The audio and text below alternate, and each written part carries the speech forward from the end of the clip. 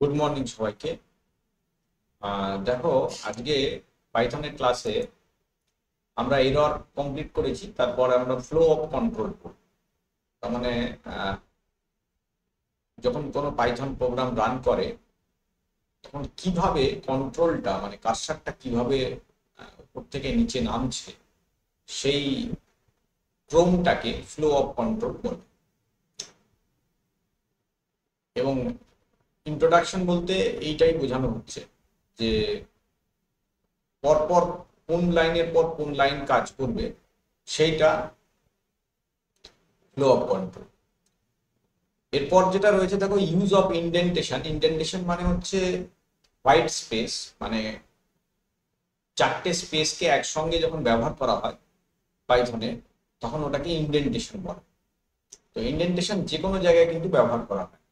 Indentation একই টাইপের যে ব্লকগুলো আছে সেগুলোকে একই লেভেলে রাখার জন্য ব্যবহার করা হয়। দেখো, একটা উদাহরণ দিই। ইন্ডেন্টেশনটা যেহেতু তোমাদের কাছে নতুন জিনিস, ধরো লিখেছো তুমি a is equal to 2, b is equal to 3, আর সিটা লেখার সময় হঠাৎ করে কিছুটা স্পেস দিয়ে দিল, দিয়ে এখানে লিখলে c is equal to 3। দেখো এখানে বলে দিল আনএক্সপেক্টেড ইন্ডেন্ট, মানে এরকম কোনো ইন্ডেন্ট হয় না। যে কোনো জায়গাতে আমরা চাইলেই ইন্ডেন্ট দিতে পারি। ইন্ডেন্ট দিতে গেলে তার নির্দিষ্ট নিয়ম আছে, সেই নিয়ম মেনে দেওয়া হয়। যেমন কন্ডিশনাল স্টেটমেন্ট আছে, সেক্ষেত্রে এটা দিয়ে ব্যবহার করা হয়, কিংবা ইটারেটিভ স্টেটমেন্ট আছে, সেক্ষেত্রে ব্যবহার করা হয়। কিন্তু যে কোনো জায়গাতে আমরা ইন্ডেন্ট ব্যবহার করতে পারি। বুঝতে পারলে? আচ্ছা, তার উদাহরণটা দিই। যেমন ধরো, ইফ তোমরা ইফ স্টেটমেন্টের মাধ্যমে, তোমরা জানো না হয়তো, ইফ স্টেটমেন্টের মাধ্যমে কোনো কন্ডিশন চেক করা হয়। তো ধরো লিখলাম if A greater than is equal to 2, এরপর কোলন, এখানে কোলন দিতে হয়। এবারে লক্ষ্য করে দেখো, এন্টার মারলে কার্সারটা কোথায় যাচ্ছে সেটা খেয়াল করো। দেখো কার্সারটা অটোমেটিক্যালি একটা ইন্ডেন্ট দিয়ে পাশে চলে। এইবার আমি এইখানে লিখে দিলাম, প্রিন্ট করে দিলাম যে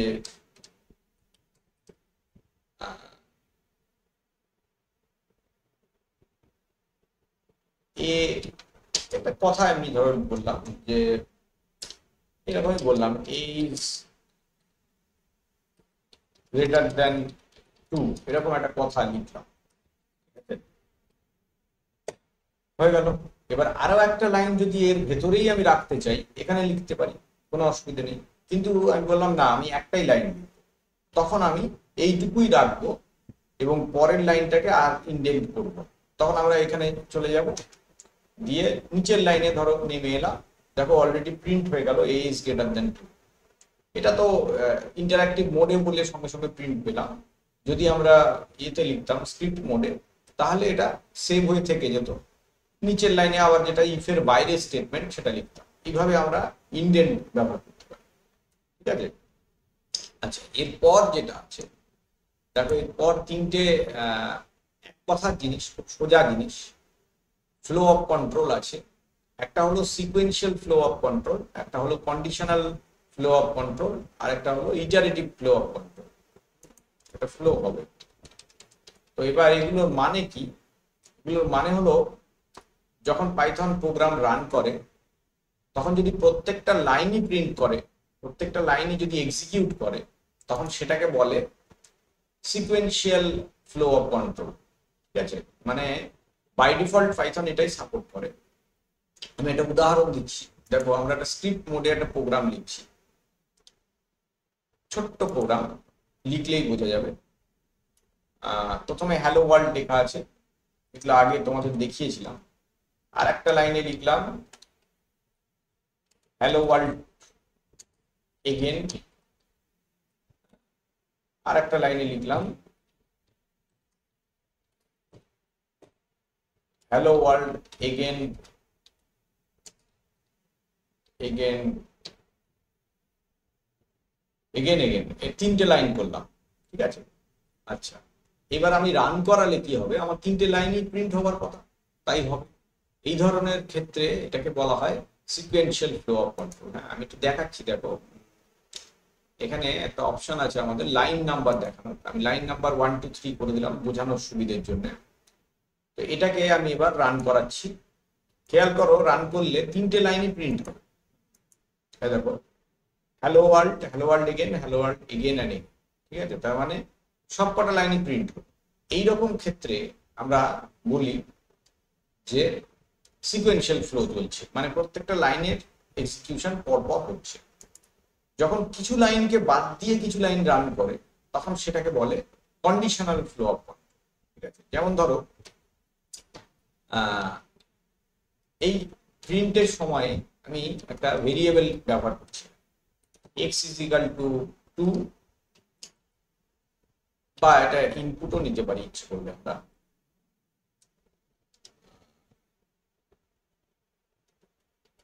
আচ্ছা, এক্স ইজ ইকাল টু 2 বললাম, এখানে একটা ইফ স্টেটমেন্ট দিলাম, greater than is equal to 2 করলাম, কোলন দিলাম। এবার দেখো, এন্টার দিলে অটোমেটিক আমি ইন্ডেন্ট পেয়ে গেলাম। এর ভেতরে আমি এই হ্যালো ওয়ার্ল্ডটাকে রাখলাম। আর যদি এটা না হয় সেক্ষেত্রে এই দুটো স্টেটমেন্টকে রাখছি। হ্যাঁ, সেক্ষেত্রে আমি এই দুটো স্টেটমেন্টকে রাখছি, পরের যে দুটো আছে প্রিন্ট সেই দুটো। ঠিক আছে, আচ্ছা এইবার আমার কত অবধি হলো? 6 অবধি লাইন হলো। কিন্তু খেয়াল করো যে সবকটা লাইন প্রোগ্রাম করা, দেখে নিই, চেক করে নিই। চেক মডিউল করলে আমাকে এরর থাকলে দেখিয়ে দেবে। চেক মডিউল করলাম, এরর নেই, তার মানে কম্পাইলেশন হয়ে গেল। এবার রান করছি, দেখো কোন কোন লাইন প্রিন্ট হচ্ছে খেয়াল করো। এখানে দেখো শুধু হ্যালো ওয়ার্ল্ডটা প্রিন্ট হলো, তার মানে এই প্রোগ্রামে কিন্তু সবকটা লাইন এক্সিকিউট হয়নি। এই এই 3টে লাইন, 1 2 3 লাইন প্রিন্ট হয়েছে, আর নিচের লাইনগুলো প্রিন্ট হয়নি। তার মানে এটা হলো কন্ডিশনাল ফ্লো অফ কন্ট্রোল, সবকটা লাইনকে এক্সিকিউট করে না। এবার যদি x2 এর বদলে 1 করে দিই তাহলে কিন্তু নিচের লাইনগুলো রান করবে আর উপরের লাইনটা করবে না। এই দেখো, hello world again, hello world again, তার মানে ওই প্রথম হ্যালো ওয়ার্ল্ডটা প্রিন্ট হলো। 1 2 আর 4 5 6 রান করেছে, 3 নম্বর লাইনটা রান করে। এই ধরনের জন্য এই ক্ষেত্রে বলা হয় কন্ডিশনাল ফ্লো অফ কন্ট্রোল। আর আরেকটা আছে iterative flow of control. Iterative flow of কন্ট্রোলে খেয়াল করো, আমি x is equal to 1 নিয়ে স্টার্ট করছি।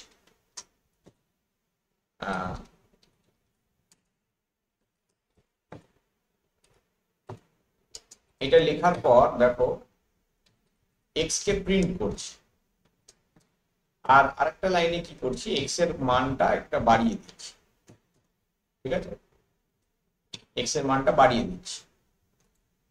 এইবার এখানে খেয়াল করো যে 4টেই লাইন আছে। তো এবার রান করলে কি হচ্ছে দেখো খেয়াল করে। ও, এখানে কিছু ভুল আছে। আচ্ছা, আগে এটাকে নরমাল লিখে নি, এখানে x is equal to x plus 1 লিখে নি। x plus plus তো সাপোর্ট করার কথা, ও না, এখানে বোধহয় অপারেটরটা সাপোর্ট করে না। আচ্ছা, যাই হোক, এবার এটা রান করে নি।